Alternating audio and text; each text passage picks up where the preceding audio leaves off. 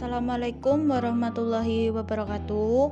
Perkenalkan, nama saya Bella Dwi Primasari, NIM 20051214. Di sini saya akan menjelaskan tentang proses penjadwalan. Proses penjadwalan adalah aktivitas perencanaan untuk menentukan kapan dan di mana setiap operasi sebagai bagian dari pekerjaan secara keseluruhan harus dilakukan pada sumber daya yang terbatas, serta mengalokasikan sumber daya pada suatu waktu tertentu dengan memperhatikan kapasitas sumber daya yang ada. Penjadwalan bertugas untuk memutuskan, yang pertama, proses yang sedang berjalan, yang kedua, kapan dan selama berapa lama proses berjalan. Jenis-jenis algoritma penjadwalan dibagi menjadi dua, yaitu non-preemptif dan preemptif. Non-preemptif artinya pemroses tidak dapat diambil alih oleh pemroses lain sampai proses itu selesai. Yang kedua, preemptif artinya proses dapat diambil alih oleh proses lain sehingga proses disela sebelum selesai dan harus dilanjutkan menunggu jatah waktu pemroses tiba kembali pada saat itu.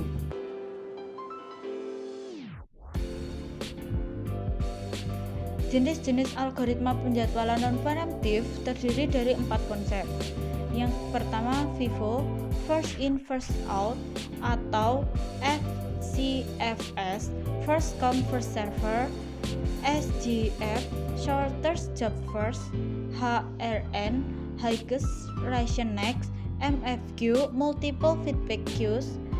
Dan untuk preemptif juga terdiri dari 4 konsep, yaitu RR Round Robin, SFR Shortest Remaining First, PS Priority Scheduling, GS Guaranteed Scheduling.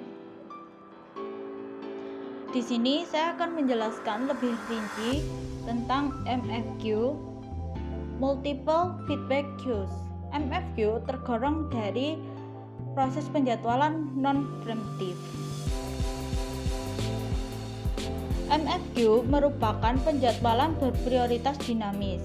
Penjadwalan ini untuk mencegah atau mengurangi banyaknya swapping dengan proses-proses yang sangat banyak, menggunakan pemroses karena menyelesaikan tugasnya memakan waktu yang lama, diberikan jatah waktu atau jumlah kuanta lebih banyak dalam kurun satu waktu. Penjadwalan ini juga menghendaki kelas-kelas prioritas bagi proses-proses yang ada. Kelas tertinggi berjalan selama 1 kuanta, kelas berikutnya berjalan selama 2 kuanta, kelas berikutnya berjalan 4 kuanta, dan seterusnya.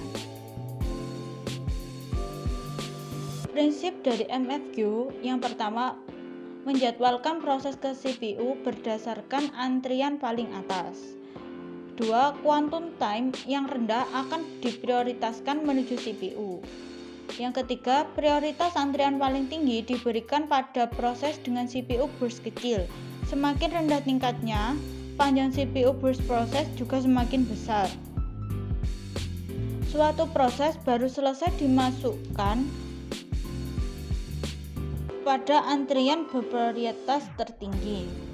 Jika antrian di atas dalam prosesnya menyita CPU lama atau menunggu lama, maka akan dipindahkan ke antrian yang lebih rendah dengan syarat mengizinkan proses untuk pindah antrian. Mekanisme ini mencegah proses yang perlu berjalan lama atau swapping berkali-kali dan mencegah proses-proses interaktif yang singkat harus menunggu lama. Di sini ada simulasi dari MFQ.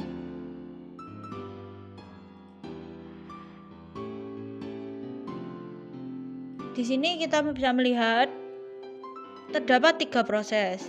Kita namai ini dengan P1. Ini P2, proses 2. Dan ini P3. Dan di sini terdapat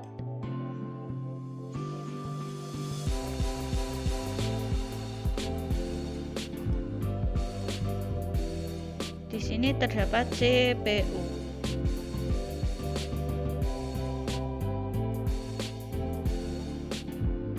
Anggaplah ini seperti CPU.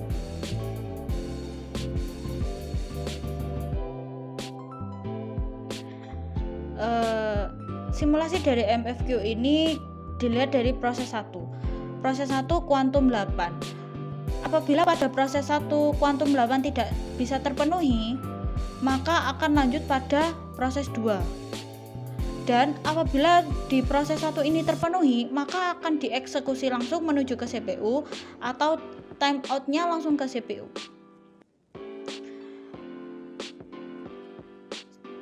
Kemudian pada P2 juga seperti itu, berlaku sama. Apabila di P2 dapat terpenuhi, maka akan langsung menuju ke CPU. Apabila tidak dapat terpenuhi, maka akan lanjut ke proses 3 dengan FCFS, first come first server, atau lebih sama dengan FIFO, yaitu first come first server, artinya siapapun yang datang pertama maka akan dieksekusi terlebih dahulu. Keunggulan dari MFQ yaitu proses ini akan berjalan secara otomatis apabila di proses sebelumnya tidak dapat memenuhi atau tidak dapat dieksekusi. Sehingga pada MFQ ini sering digunakan pada sistem operasi komputer banyak. Maksudnya zaman sekarang lebih menggunakan algoritma jenis MFQ ini. Proses simulasi MFQ ini juga siapapun datang pertama maka akan dieksekusi dengan syarat kuantumnya harus lebih kecil. Juga dengan prioritas yang lebih rendah. Jadi bisa diartikan P1 ini memiliki prioritas lebih rendah dan P3 ini memiliki prioritas yang lebih tinggi. Seperti itu. Jadi bisa didefinisikan algoritma MFQ didefinisikan melalui beberapa parameter. Yang pertama jumlah antrian, yang kedua algoritma penjadwalan tiap antrian, yang ketiga kapan menaikkan proses antrian yang lebih tinggi, yang keempat kapan menurunkan proses keantrian yang lebih rendah, yang kelima antrian akan dimasukkan di proses yang lebih membutuhkan. Di sini terdapat contoh lain dengan terdapat 3 antrian Q110, Q240, Q3 FCFS. Masuk ke antrian Q1. Jika dalam 10 detik tidak selesai, maka proses tersebut dipindahkan ke Q2. Jika dalam 40 ini maksudnya jika proses tersebut 40 berasal dari Q2, ini kan 40 detik.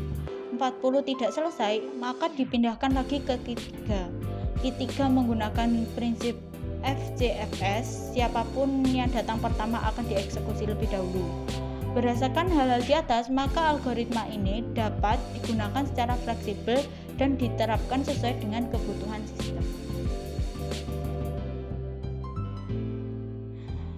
Di sini saya memiliki tabel non-primitif dan ini adalah Gantt chart dari tabel non-primitif. Di sini terdapat 3 proses, P1, P2, P3. P1 dengan burst time 10, P2 dengan burst time 2, P3 dengan burst time 5. Prioritas 3, 1, 2. Dengan waktu kedatangan untuk P1 waktu kedatangan 0, P2 dengan waktu kedatangan 3, P3 dengan waktu kedatangan 4. Dan ini adalah tabel Gantt chart. Di sini bisa dilihat P1, P2, P3. P1 dimulai dari 0, burst time 10 seperti ini. P2 ini kok bisa jadi 12 karena di sini 10 ditambahkan dengan 2 dari burst time ini menjadi 12 dan P3 12 ini ditambahkan dengan burst time dari P3 yaitu 5 menjadi 17.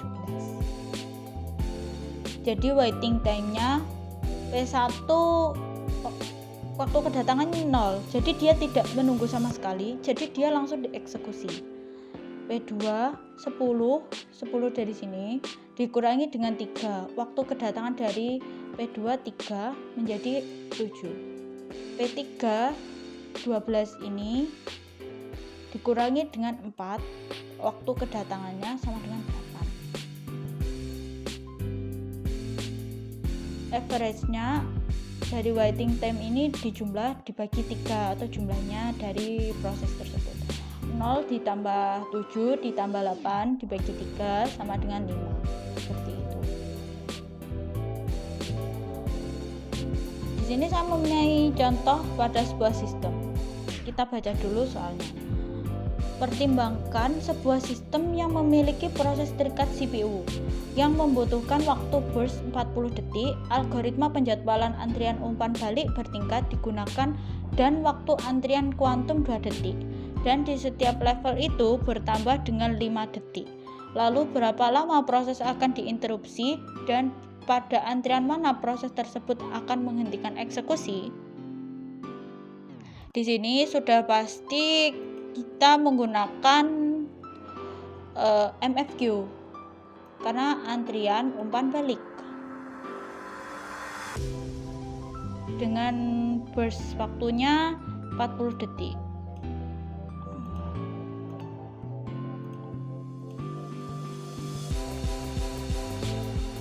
Kita tulis saja di sini waktu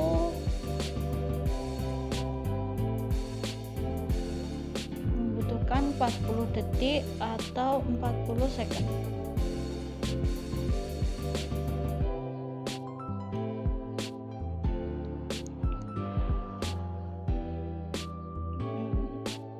Penjadwalan antrian bertingkat digunakan dan waktu antrian kuantum 2 detik. Berarti TK-nya 2 detik, 2 second.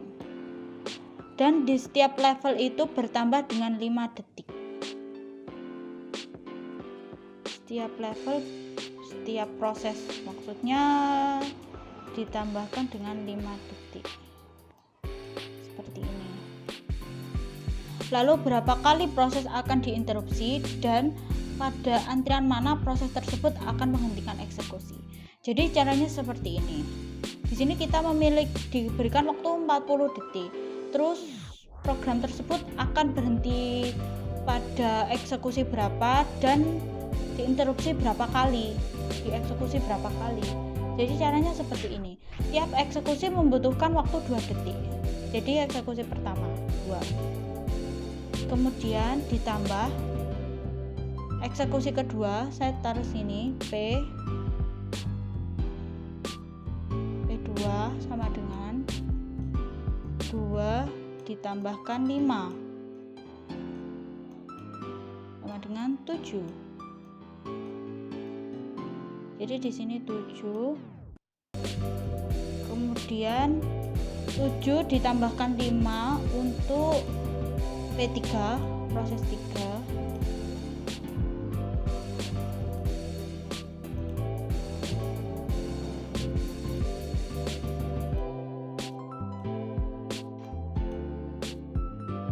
Ditambah 5, 12.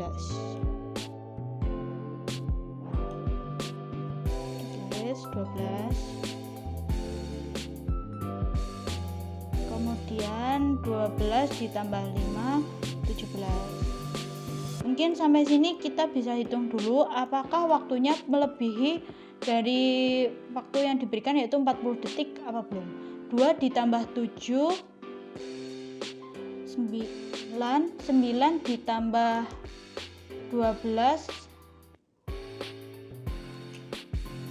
2 ditambah 7, 9 ditambah 12, 21, 21 ditambah 17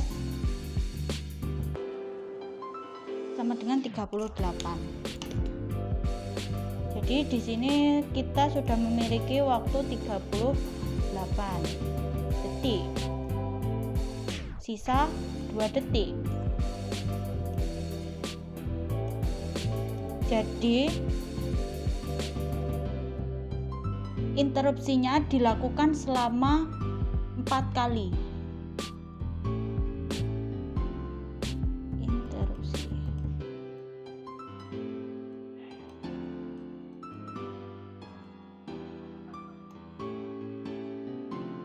Interupsi. Interupsinya 4 kali dan waktu berhentinya selama ini berhenti pada proses 5 seperti itu. Kesimpulannya, berdasarkan studi dan penelitian yang dilakukan, maka algoritma MFQ merupakan algoritma penjadwalan yang baik dalam mengoptimalkan proses-proses yang memiliki prioritas, karena dalam memindahkan proses memiliki waktu layanan atau burst time yang besar. Running proses yaitu waktu lumayan dibagi waktu jatah pengerjaan atau quantum time, sehingga hasil bagi digunakan untuk banyak perulangan QT dan sisa bagi untuk banyak pengerjaan berikutnya tapi kurang dari QT. Penerapan running process atau RP memudahkan penentuan waktu tunggu karena dapat menggunakan RP dalam mengetahui proses-proses yang mempengaruhi dalam diagram Gantt penjadwalan MLFQ. Sekian dari saya. Terima kasih. Wassalamualaikum warahmatullahi wabarakatuh.